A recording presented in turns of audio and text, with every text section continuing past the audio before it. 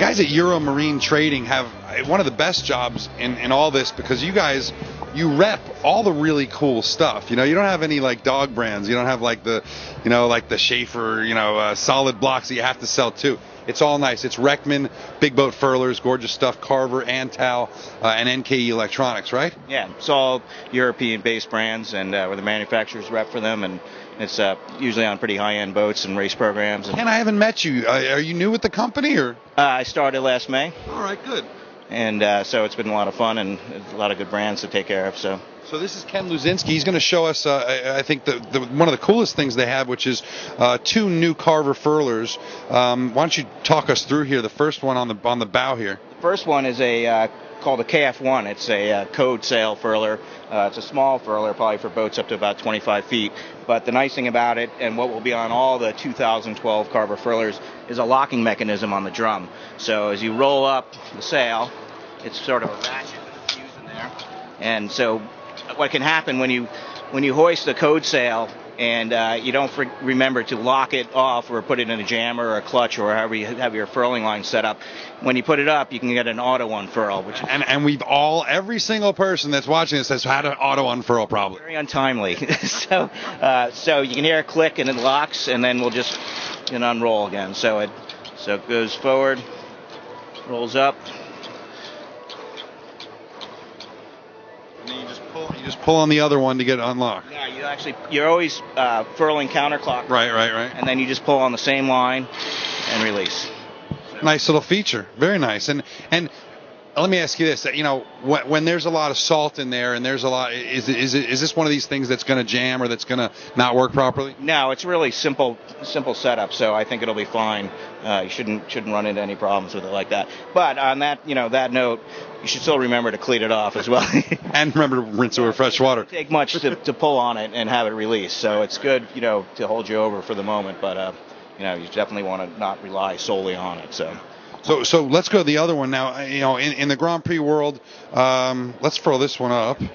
In the Grand Prix world, a lot of people have seen this move to furlers for every sail that they can put on the boat, especially the big offshore boats and the short-handed boats. They make a lot of sense, but top-down furlers for big spinnakers have been a challenge to get them right. Well, you guys have one here. Tell me about it. This is the KSF2, it's called. It's very similar to the code furlers. The only difference is this floating ring down here on the bearings.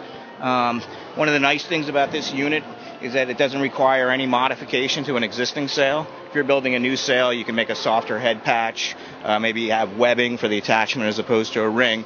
But unlike some of the other brands where they have to put like an umbilical cord on it and a patch into it, you can take an existing sail. Definitely works better on a flatter A sail, but I've tested it on a big A2 runner for a Taylor 54, and it worked. That's a deep sail. Yeah, and it worked quite well. The real key though is, and I think what people who haven't used code sails before one of these systems is they don't get enough tension on the torsion rope. So you really have to either have a 2-to-1 setup or just really be ready to crank the thing on, bone it on really hard. So explain to people who haven't used one of these setups, when you pull the bottom, the top furls first on this one. Well, because the only part of the sail that's attached to the torsion rope is the head. So you have a lashing thimble that the torsion rope is on and has been attached to, and then the head of the sail is lashed to that thimble, and that's plugged into the top swivel. So then the rest of the rope is independent of the luff of the spinnaker. The bottom of the torsion rope plugs in like a regular code sail would to the top of the furler, but then the tack of the sail of the spinnaker is lashed typically about 8 inches to this ring. So what happens is when you start to turn the drum here, the tack stays stationary in place. And so as you turn here, you got to turn up here, and that grabs the head of the spinnaker at the top and then rolls it down the rope from top to bottom. You have to have one for each spinnaker? Is that what you're saying? You need one rope per spinnaker. You need one torsion rope in each spinnaker? Yeah. Okay. The beauty of this furler is that one furler does all. You could use this with your Code 0 or any of your spinnakers. Just unplug one and plug the next one in.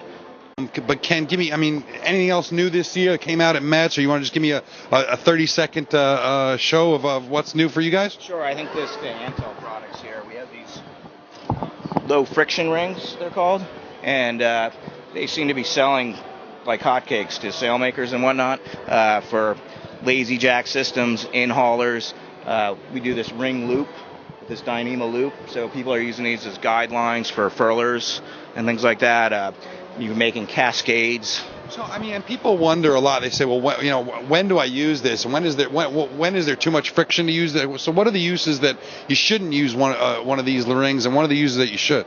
I think we set this up for show here, but this sort of turn is, maybe a little more ideal for a block. But anytime I think you want to offset direction, depending on load, that's not going quite the degrees, they're going to work really well. And the beauty of these is there's no maintenance, there's no moving parts, and this is about $18 compared to a $80 block. That's about 5% of the weight of a block. Exactly, and we're using them on dinghies for like boom bangs and things like that, and so people just keep dreaming up more applications for them. So they're great. Anything else in the shop today? I think the only other thing is we have these new XT winches, which is Antel's sort of new racing winch, and they're really light.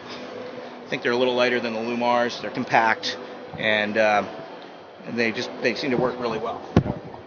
And are they carbon? No, they're aluminum. No, they're aluminum, but all these Antel winches are built on a CNC machine. They have bronze gears. They're really high quality. I know when Harkin and Lumar came out with their new winches, a lot of the focus was about ease of maintenance, stripping, and stuff. Is this winch moved more to that, sort of try and be real easy? Oh yeah, you just use this key, take the top off, and it's as simple as that. You just unscrew the top, drum comes off, everything's exposed.